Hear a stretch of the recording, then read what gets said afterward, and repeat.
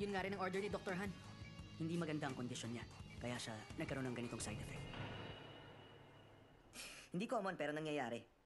Hindi malalaman yun ng Dr. Quack. Pakausap kay Dr. Han. Ay, wag mo na siyang tanungin. Dr. Han, okay ng pasyente? Stable na siya ngayon.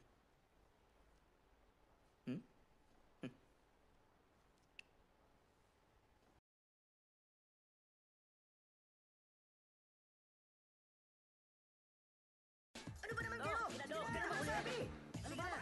Ay, kailangan ko nang tapusin ang pag-deliver ng tubig. Dahil kung hindi, naku, papasahin talaga ako ni Changi. Nagkataon lang na tama yung mga sinabi mo, pero dito ka lang ngayon. Ano ba?